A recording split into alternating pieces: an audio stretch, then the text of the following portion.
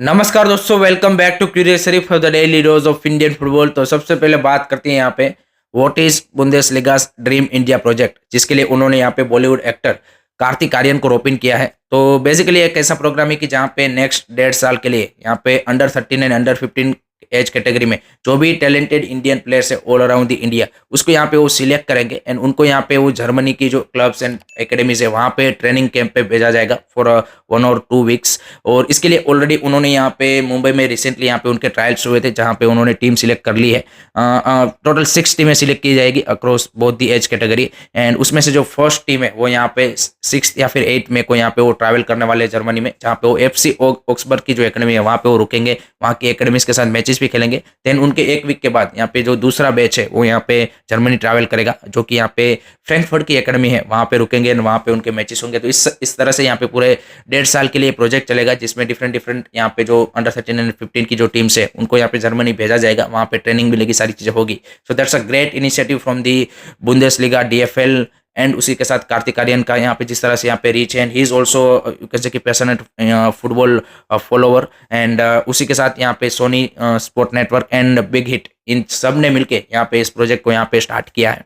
Late hope so कि यहाँ पे इस तरह के और भी ज्यादा प्रोजेक्ट हमें देखने को मिले, बिकॉज इस प्रोजेक्ट का बेसिक एम ये है कि यहाँ पे जो टैलेंटेड इंडियन प्लेयर है उनको एक यहाँ पे प्लेटफॉर्म मिल पाए, यहाँ पे एक पाथवे बन पाए to get into the European system. जिस तरह से उन्होंने यहाँ पे बुंदेसलीगा या फिर यहाँ पे अगर आप ओवरऑल देखें तो उनका ज्यादा फोकस यहाँ पे साउथ एशियन या फिर एशिया की जो मार्केट है वहाँ पे काफी ज्यादा रहा है पास्ट में भी, एंड इस तरह के प्रोजेक्ट उन्होंने काफी ज्यादा एशिया के बाकी कंट्रीज में भी लॉन्च किए हुए हैं। सो लेट्स सी यहाँ पे इंडिया को इस प्रोजेक्ट से कोई ना कोई डेफिनेटली मेरे को लगता है कि मे बी 1 आध 2 प्लेयर भी अगर बेटर मिल जाए तो I think it will be a great help. So it's a good initiative.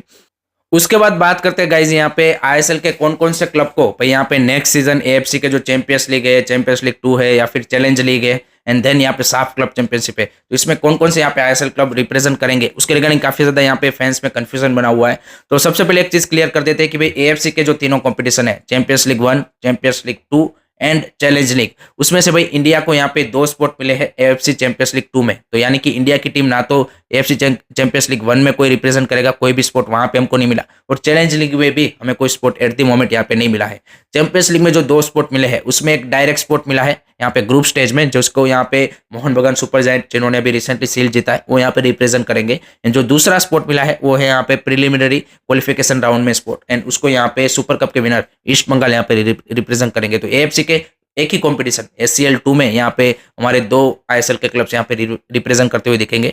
दूसरी साइड यहाँ पे साफ क्लब चैंपियनशिप के रिगार्डिंग भी काफी सारे लोग बोल रहे हैं कि यहाँ पे वहाँ पे भी हमारे मुंबई सिटी एंड FC को रिप्रेजेंट कर सकते हैं। तो उसके रिगार्डिंग अभी तक यहाँ पे साफ की ओर से कोई यहाँ पे ऑफिशियल स्टेटमेंट आया नहीं है। जस्ट कुछ टाइम पहले यहाँ पे वही आया था कि भाई इंडिया से यहाँ पे 2 क्लब रिप्रेजेंट करेंगे। AFF ने भी अभी तक कंफर्म नहीं किया है कि भाई जो लीग सील्ड का यहाँ पे जो टेबल है उसमें यहाँ पे जो 2nd and 3rd place team है उसको यहाँ पे इस साफ क्लब चैंपियनशिप के लिए भेजा जाएगा, और उसका भी अभी तक फॉर्मेट यहाँ पे उस सेंस में नहीं आया। उनके फिक्सर्स कब से स्टार्ट हो रहे हैं, यहाँ पे अगस्त की बात हो रही है, सारी चीजें हैं, बट सारी अनऑफिशियल चीजें हैं। अभी तक ऑफिशियल स्टेटमेंट साफ की ओर से यहाँ पे पक्का नहीं आया कि भाई इतनी टोटल टीमें होगी, इस तरह का शेड्यूल रहने वाला है। इंडिया की ओर से ये क्राइटेरिया रखा गया है कि भाई टेबल की जो 2nd एंड 3rd टीम है उसको यहाँ पे भेजा जाएगा। तो ये अभी आपको यहाँ पे ऑफिशियली आप कंफर्म नहीं बोल सकते, बट ये जो चैंपियंस लीग वाला है वो यहाँ पे कंफर्म है कि भाई SCL 2 में यहाँ पे हमारी ओर से 2 टीमें होगी, जो कि है मोहन बगान एंड ईस्ट बंगाल। बाकी का यहाँ पे अभी कुछ ही टाइम के जैसे ही यहाँ पे साफ का कोई अपडेट आएगा मैं आपको डेफिनेटली उसके रिगार्डिंग बता दूंगा।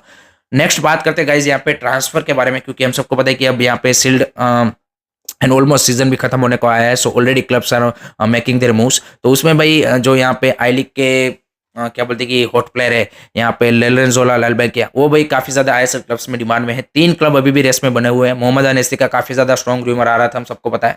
उसके लिए यहाँ पे Punjab FC and Jamshedpur FC भी यहाँ पे टो टू टो फाइट में जा रहे हैं उसके लिए क्या बोलते हैं साइनिंग के रिगार्डिंग। तो यहाँ पे अब देखना इंटरेस्टिंग सा होगा कि भाई प्लेयर क्या डिसीजन बनाता है, एंड आई थिंक डिसीजन उनका ऐसा होना चाहिए, क्योंकि हमने पास्ट में काफी सारे ऐसे स्ट्राइकर देखे कि भाई जो ISL क्लब में बेंच वार्म करते हैं एंड फिर फैंस बोलते रहते हैं कि भाई इसको क्यों गेम टाइम क्यों नहीं मिलता। तो आई थिंक उनको ऐसा क्लब चूज करना चाहिए कि जहाँ पे भाई एटलीस्ट उनको यहाँ पे कुछ गेम टाइम तो एटलीस्ट मिल पाए रेगुलरली, चाहे भले स्टार्टिंग 11 में ना खेले, लेकिन रेगुलरली अगर वो यहाँ पे सब्स्टिट्यूशन भी उसको गेम टाइम मिलता है, that's also very very important thing.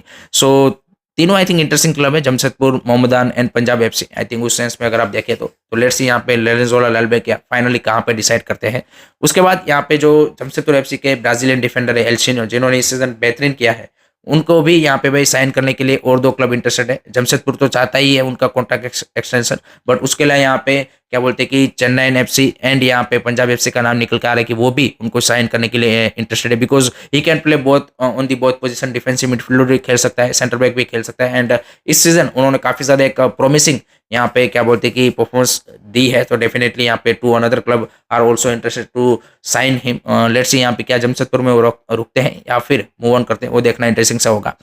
तीसरे प्लेयर है यहाँ पे साउल क्रेस्पो, जिन्होंने भी यहाँ पे 2 साल का कॉन्ट्रैक्ट एक्सटेंशन ईस्ट बंगाल के साथ साइन कर लिया है। That's a very interesting and very good, I would say कि contract extension for the East Bengal perspective, because जिस तरह का उनका इम्पैक्ट इस सीजन रहा है ईस्ट बंगाल के लिए, is a very very important player. And already हम सबको पता है कि मेहदी तला को उन्होंने साइन कर लिया है, हिजाजी महर यहाँ पे रुकने वाले हैं। तो ये 3 फॉरेनर आपके हो गए। एंड एक न्यूज ये आ रही कि भाई क्लिंटन सिल्वा के लिए भी वो यहाँ पे उन्होंने ऑलरेडी कॉन्ट्रैक्ट एक्सटेंशन के लिए उन्होंने भेज दिया है। बट लेट्स यहाँ पे क्या क्लिंटन सिल्वा अपना डिसीजन बनाते हैं। एंड उसके अलावा यहाँ पे जो बाकी प्लेयर्स है उसमें से कितने प्लेयर रुकेंगे या फिर कोई नए फॉरेनर्स आएंगे, वो देखना यहाँ पे ईस्ट बंगाल के लिए इंपॉर्टेंट होगा, क्योंकि नेक्स्ट सीजन आपको एफसी लेवल का कंपटीशन भी खेलना है। सो आपके पास क्वालिटी फॉरेनर्स डेफिनेटली होने चाहिए।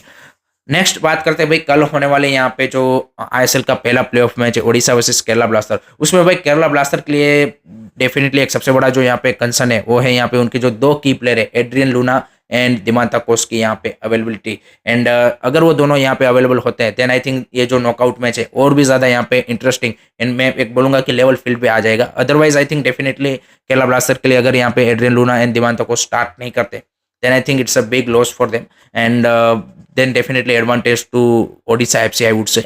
and एक तो ऊपर से होम पे भी खेल रहे तो सारी चीजें फिर उनके फेवर में चली जाएगी। बट अगर एड्रियन लूना एंड दिमांता कोस होते हैं then definitely Kerala blaster can put up a very good fight against the Odisha FC.